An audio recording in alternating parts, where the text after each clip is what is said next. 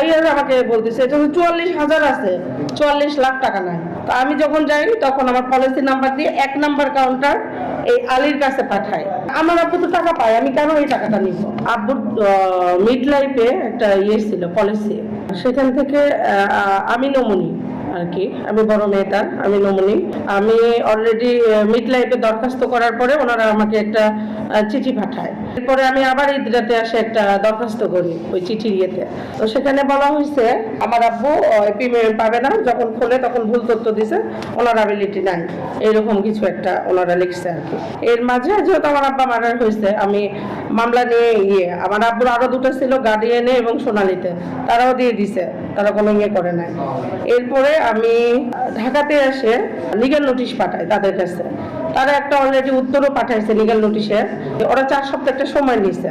তো আমি লয়ারের কাছে আসি, আসার পরে লয়ার বলছে যে তুমি ওখানে একটু যেতে পারো, মতিঝিলে যাই একটু খবর নিতে পারো। তারা তো আর ডিনাই করে যে দিবে না, এরকম কিছু বলে নাই বা ওটা ইয়েও করে নাই। তো আমি যখন যাই তখন আমার পলিসি নাম্বার দিয়ে 1 নাম্বার কাউন্টার এই আলীর কাছে পাঠায়, আলীর কাছে পাঠায়। তখন আলী আমাকে দেখার পর আমি ওনাকে বলছি যে আমি লয়ারের কাছ থেকে আপনাদের এখানে লিগ্যাল নোটিশ পাঠাইছি, কি অবস্থা এটা? উনি তখন আমাকে একটা ইয়ে বের করে বলে যে এটা আপনার 300 টাকার একটা স্টাম্প নিয়ে আসেন বা আপনার সাইন দেন, আপনার সবকিছু রেডি, মামলাতে যেতে হবে না, এরকম কিছুই আমাকে বলছে। না আমি সাইন টাইন যা যা লাগে দিয়ে দিছি, ওই দিনে আমাকে সময় দেয় নাই। দেওয়ার পরে আমার অ্যাকাউন্ট নাম্বার দেওয়া ছিল অন্য একটা, উনি বলছে কি ওই অ্যাকাউন্টে টাকা নেবেন? আমি তখন বলছি জি না। তখন তাহলে কোন অ্যাকাউন্টে টাকা নেবেন, ওই অ্যাকাউন্টে একটু সাবমিট করে জানাবা। আবার আমি ঢাকা ব্যাংকের একটা অ্যাকাউন্ট নাম্বার দিই।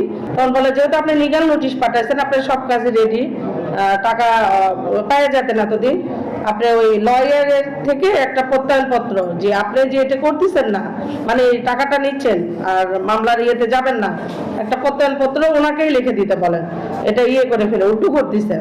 আমি লয়ারের কাছে আসি এবং বলি, তখন লয়ার বলে ওনারা কিন্তু অনেক চালাক, বুঝে শুনে কাজ করতে হবে। লয়ারের মতন ওইগুলো দেখে আমাকে একটা ইয়ে করে দেয়। তারপরে আমি জমা দিছি, 2 দিন পরে উনি আবার আমাকে ফোন দেয় এই আলী, যে আপা ওটা আপনার লয়ার অনেক কিছু বাড়তি লিখে দিছে, হবে না, আমরা যেভাবে বলতেছি এইভাবে লিখে নিয়ে আসেন। তো ওটা দেওয়ার পরে তখন লয়ার আমাকে বলতেছে এটা 44,000 আছে, 44 লাখ টাকা নাই। আপনি তো আগেরটা নিয়েছিলেন 44 লাখ, এটা তো 44,000। তখন আমি আলীকে ফোন দিই, দিয়ে বলি 44,000 কেন? বলছে আপনি তো এই টাকা আপনার অ্যাকাউন্টে ঢুকবে। এই টাকা তো আমার আপনার জমা দেওয়া, তাহলে আমি লিগ্যাল নোটিশ করলাম কেন?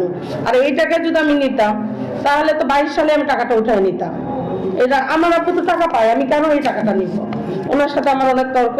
এরপরে উনি বলছে যে সমস্যা নেই, আপনি আমার অফিসে আসেন, যার মেসেজ এবং রেকর্ড আমার কাছে আছে, ওনার সাথে আমি কি কি বলছি।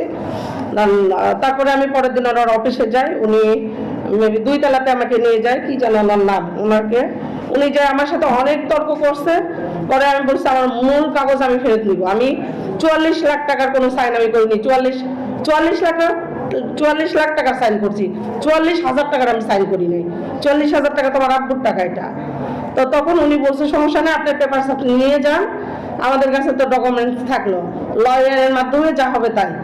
আমার সাথে এই যে 44 লাখ টাকা ইয়ে করে সাইন নিয়ে 44,000 টাকা দিচ্ছে, আমার সাথে এত বড় একটা প্রতারণা করলো কেন? হ্যাঁ আব্বু জমা দিচ্ছে, আমি নমুনি, সবই আছে ওনাদের কাছে, দলিলপত্র সবই আছে।